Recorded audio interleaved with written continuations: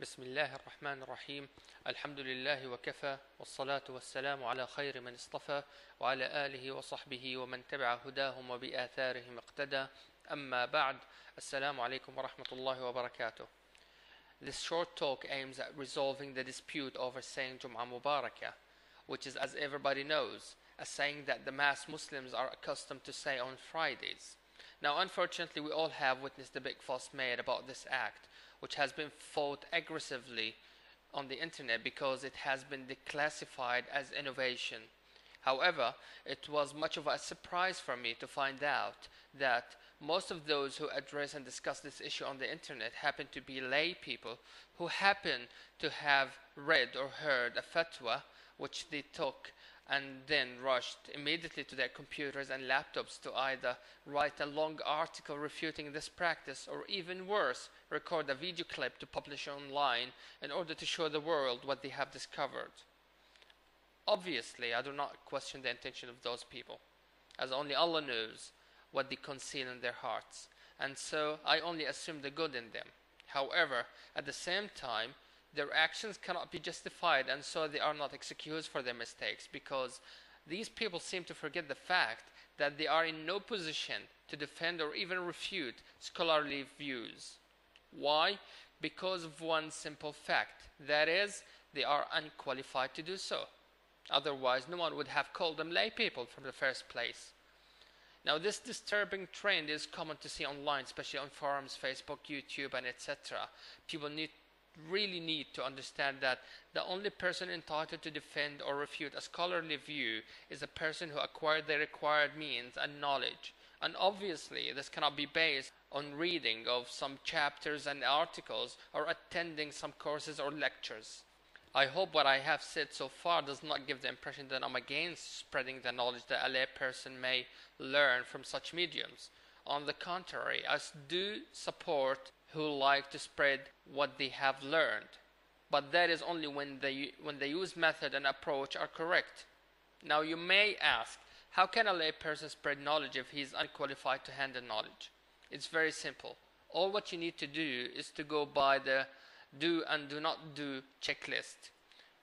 You need to do the following: share with others what you have learned, quote the ones from whom you learned, and keep in mind that there are plenty of valid views that you do not know about. Therefore, you need to keep your mind open, and you need not to do any type of refutation and discussion and debating about whatever you have shared. Once again, you need to keep in mind that with no doubt there will be other views that are more accurate and more correct than the ones you may adopt. It's like, as we say, live and let live. This advice is particularly given to those who like to call themselves the students of knowledge, who love being called, as one of the brothers said, online fiqh warriors. Now, let's get back to our main topic, which is, to be honest, I do find too trivial to discuss. However, the only reason driving me to addressing it at the moment is not to refute or defend, but to explain to the mass Muslims that religion should be taken from qualified people, and so they should stop learning from other lay people whose lectures and writings are made available online. If you wish to learn, and this is the advice given to you by all scholars from the past and present, you need to refer to a known, trustworthy scholar and read their own books. Now, what is the correct ruling on saying Jumu'ah Mubarakah? I find it very important first to explain the view of the mashayikh who declared this act as innovation, because those lay people who spread this information and decided on their own to spread this view do not seem to understand the statements made of these mashayikh. Now, if we read carefully the fatwa issued by the Sheikh Abdullah al-Faqih and Sheikh Abdurrahman al-Suhaim, we will find out that both of them did not object to the saying itself. Rather, they acknowledged the fact that such a statement, or better to say dua, is a preferable act. So, according to them, saying Jumu'ah Mubarakah is a preferable dua that should be said. However, they explained that practicing this statement on regular basis, while such act is not believed to be a sunnah, is what makes it an innovation. So let's clear this up. The two mashayikh, may Allah preserve them, declare clearly that there's nothing wrong in the act itself, which is saying Jumu'ah Mubarakah. However, the only issue that they have with this saying is that it's been being practiced on regular basis, which means on every Friday. Now that is why they call it an innovation.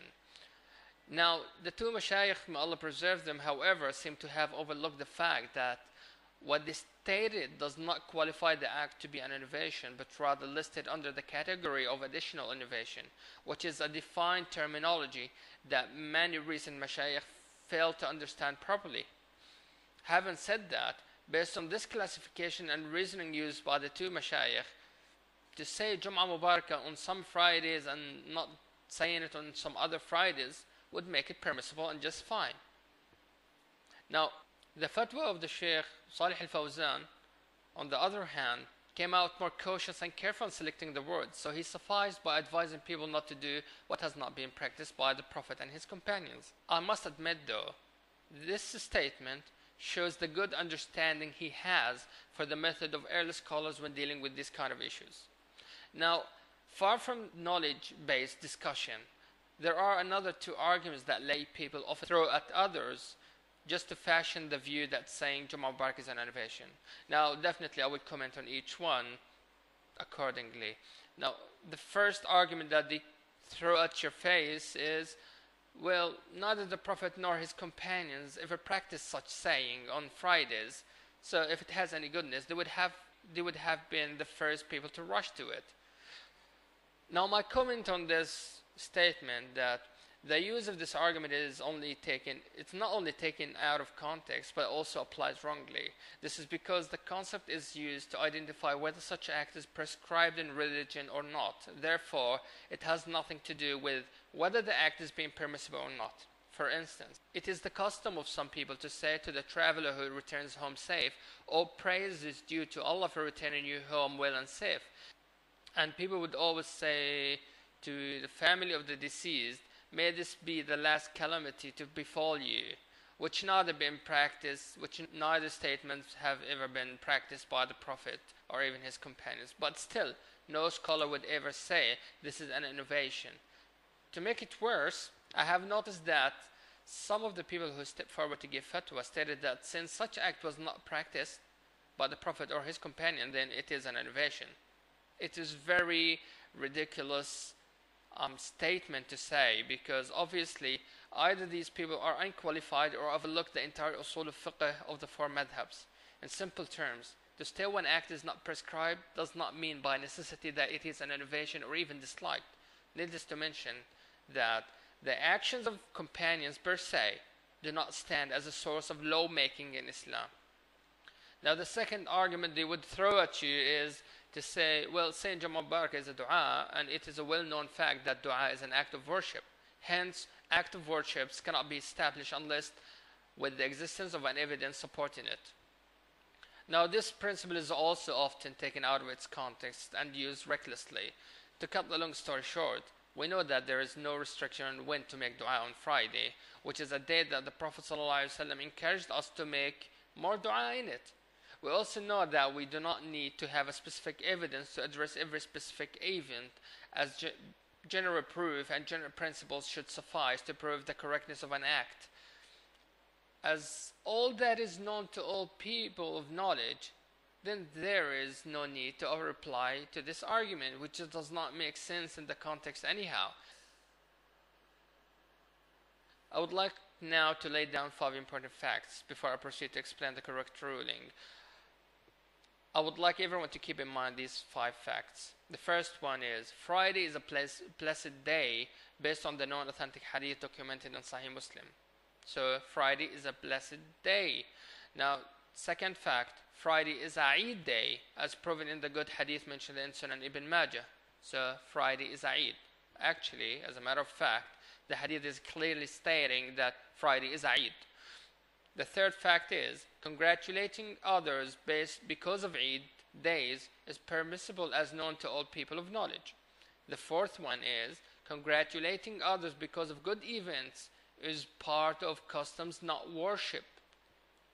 The fifth fact, which is the most important one, in order for a new act to be out of the circle of innovation, it should be supported by at least a general principle or a general evidence. Now this now leads us to the question, what is the correct ruling regarding this issue?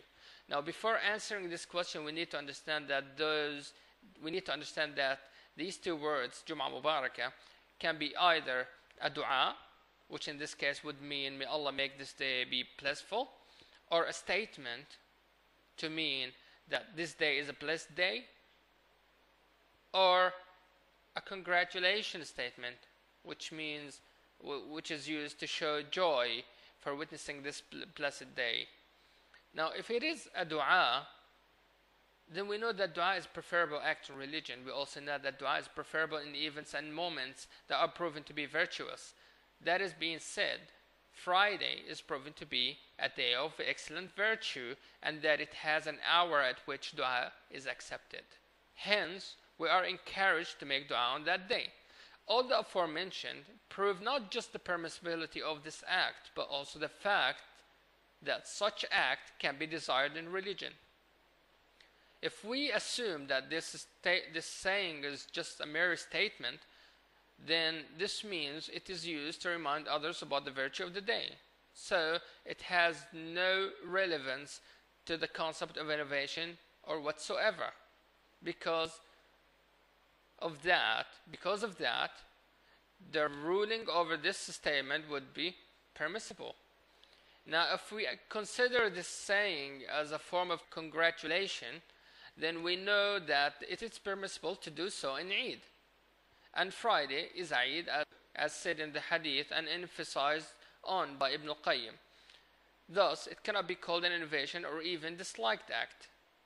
Now, this topic should not even consume the time of anyone, and the only reason I'm doing this again is not to defend or refute, is rather to explain to people that knowledge is not as simple as taking the face value of a concept or reading an article or even reading a hadith.